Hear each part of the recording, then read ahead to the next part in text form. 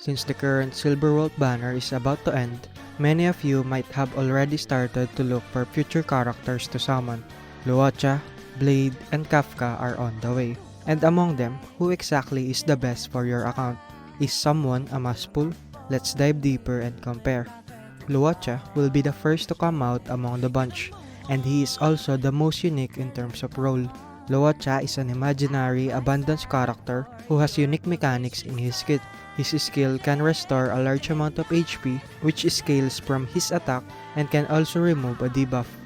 This skill can be automatically activated when an ally's HP drops to 50% or less, which is great in clutch situations.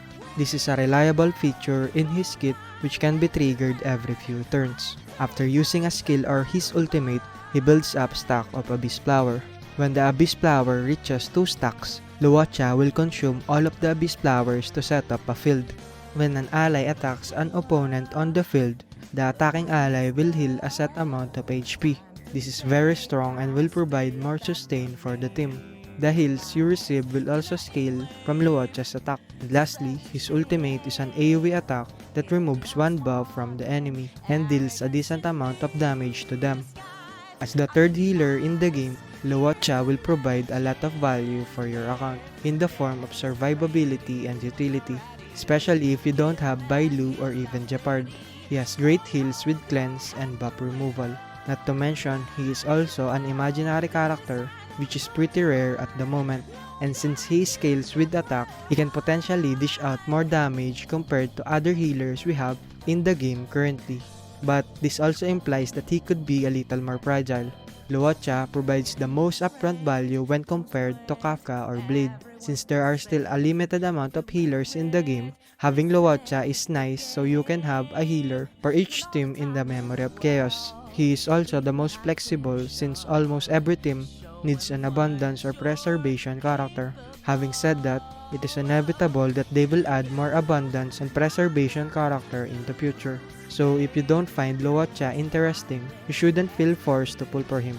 Yes, he is very good, especially in the current state of the game, but if you don't plan to push that far into the Memory of Chaos, is it really worth the 75 to 180 pulls? There's also that chance of you getting a Bailu or Jeopard on the standard banner, or 50-50. That's RNG, but yeah, if you have Bailu or Jeopard, his value kinda goes lower. Overall, Luocha is a very good character that provides a lot of comfort and utility for the team. If he is one of your favorite characters, you can rest at ease knowing that he is a great pull. He can be used in almost every scenario and synergizes well with a lot of teams and characters, especially with someone like Blade. Blade and Kafka in general are more similar in terms of role since they are both damage dealers. Still, their kit is very different in many ways.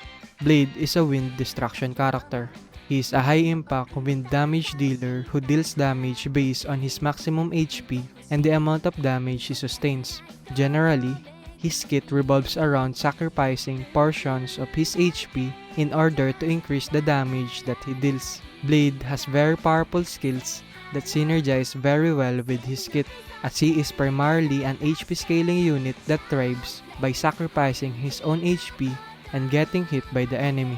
He is a main damage dealer that can dish out a lot of damage in many ways, and also is a unit that can receive plenty of hits while having some sustain in his talent and ultimate. I think he will be a very good main damage dealer on his own, but when compared to other main damage dealers, it requires more time to see if he will be the best, but I do think that he can compete.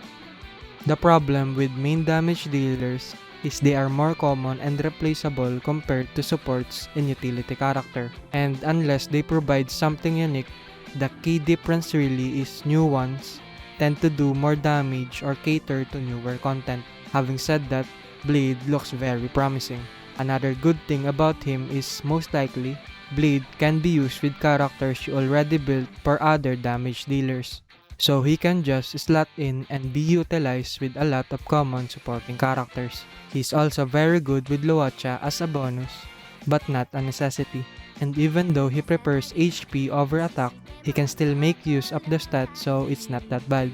If you like Blade or are in need of a reliable damage dealer and you don't have Sile and Jingyuan, Blade will provide the damage and he will be a really good pull.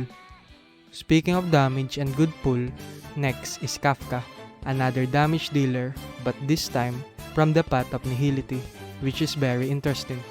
Nihility is known for the debuffs and disruption it provides, and Kafka fits pretty well in my opinion.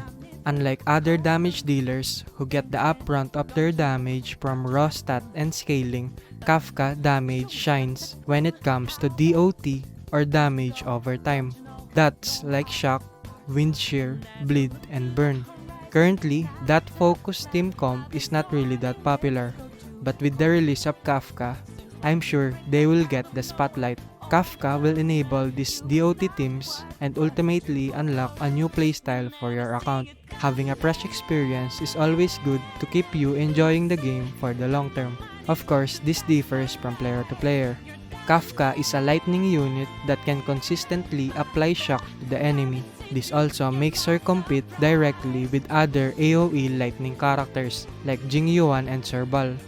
But the latter shouldn't be a problem since she works very well with Serval since she also applies shock. Kafka can potentially boost the overall damage and viability of DOT-centric units like Sampo, Serval, Himeko, and Hook to name a few. Her kit is very interesting and I'm sure she will be a good and key piece on DOT teams in the future. And now for the summary and general recommendations. Luocha has the most upfront pull value among the three, since a healer is really good to have at this stage of the game. And even though they might release other abundance and preservation characters in the future, Luocha will always be viable. But if you have Bailu or Jeopard, his pull value becomes lower but still a decent pull. If you are in need of a main damage dealer or simply like Blade, he has a very good kit that can dish out a lot of damage, and since he scales with HP and has a lot of sustain, he can be good on his own but even shines brighter with good supporting units. If you want to explore and expand your playstyle, Kafka will unlock and enable DOT teams. She will become a key unit if ever DOT becomes meta, and even if it's not, she will still be a good damage dealer that utilizes non-meta DOT characters like Sampo.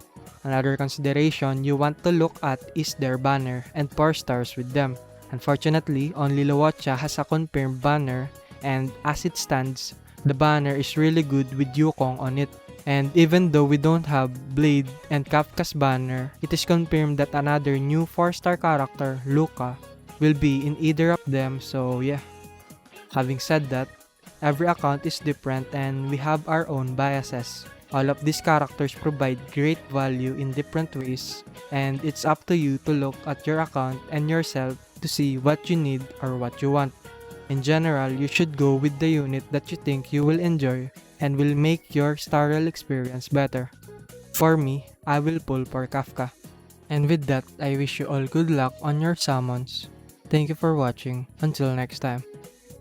어떤 걸레제노 어떤 걸레제노 어떤 걸레제노 어떤 걸레제노